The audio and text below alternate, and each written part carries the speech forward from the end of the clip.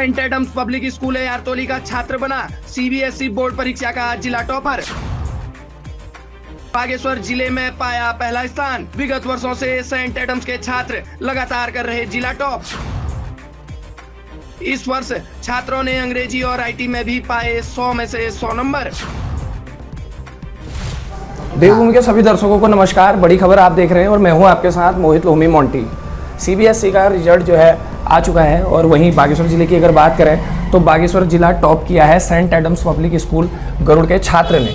इस वक्त हमारे साथ विद्यालय के प्रबंधक जावेद सिद्दीकी जी मौजूद हैं और क्या कुछ कहेंगे विद्यार्थी की इस उपलब्धि पर, जो कि बताना चाहूँगा विगत वर्षों से इस विद्यालय के छात्र हाई स्कूल में जिला टॉप करते आ रहे हैं। सर बहुत बहुत बधाई आपको है। क्या कुछ कहेंगे विद्यार्थियों की इस उपलब्धि को लेकर? मोहित जी, सबसे पहले आपका सेंट एडम्स पब्लिक स्कूल में स्वागत है।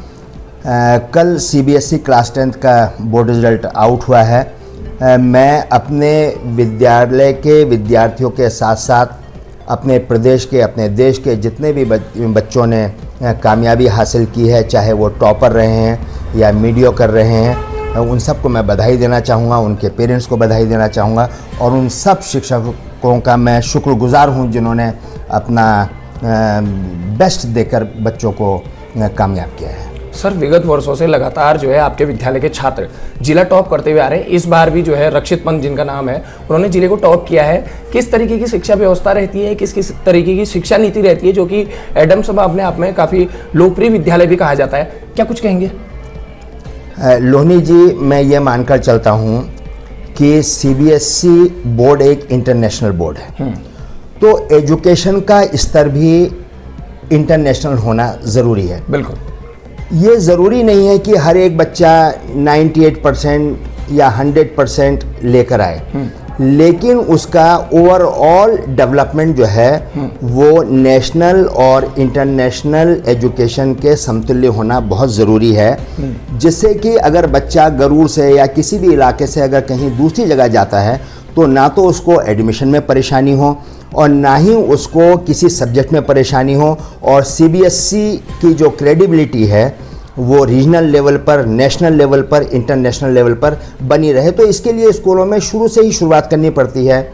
मैं आपको एक उदाहरण देना चाहूँगा कि इस साल गरुड़ सेंट एडम्स स्कूल को सेंटर ही नहीं बल्कि कॉपीज़ इवैल्यूएशन की भी जिम्मेदारी मिली और वो जिम्मेदारी हमने बहुत खूबी से निभाई और हमें उसमें बहुत कुछ सीखने के लिए मिला।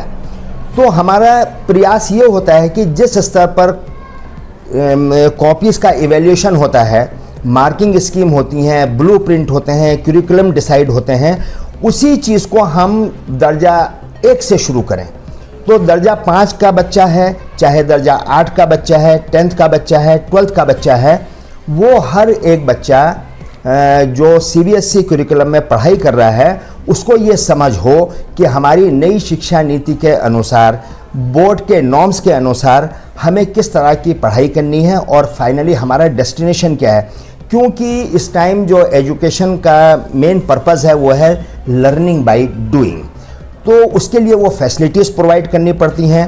टीचर्स को मोटिवेट करने के साथ साथ रेगुलर उनकी ट्रेनिंग स्कूल लेवल पर, या आपको अगर बाहर से भी कोई एक्सपर्ट्स बुलाकर उनको ट्रेन करना है तो वो ट्रेन कराना बहुत ज़रूरी है।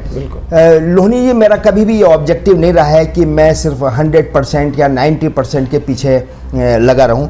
मेरा प्रयास ये रहता है कि जो सबसे नीचे बच्चा है उसको भी बेसिक समझ उन सब चीज़ों की हो जाए जिसकी देश को ज़रूरत है, जो उसकी रियल लाइफ एप्लीकेशन में उसका एजुकेशन का इस्तेमाल हो सके। वही मेरी हमेशा कोशिश रहती है और डेफिनेटली फिर जो बच्चा ज़्यादा मेहनत करता है वो मेरिट में आता है। और विगत वर्षों से लगातार हम लोग जो है बोर्ड एग्ज़ाम्स में बहुत अच्छा कर रहे हैं, मेरिट लेवल पर भी अच्छा कर रहे हैं और ओवरऑल रिजल्ट जो हैं, देखिए ये पेरेंट्स का, क्योंकि पेड एजुकेशन है प्राइवेट स्कूल्स की, तो यहाँ पर ये ज़रूरी है कि कोई भी बच्चा उस लेवल का नुकसान ना उठाए जिससे कि पैसे की भी बर्बादी हो, टाइम की बर्बादी हो।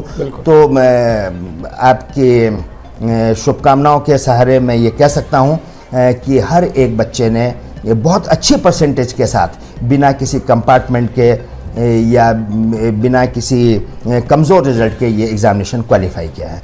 और मैं ये कहूँगा कि बच्चे आगे के एग्ज़ामिनेशन, जो अब उनका अगला एग्ज़ामिनेशन है वो क्लास 12th का बोर्ड होगा, उसमें भी इसी तरह का प्रयास करें। और आने वाले जो अभी रिजल्ट्स बचे हुए हैं, क्लास 12 का रिजल्ट बचा है, तो उम्मीद करते हैं कि सिर्फ हमारे ही स्कूल का नहीं बल्कि हर एक स्कूल का रिजल्ट बहुत अच्छा है।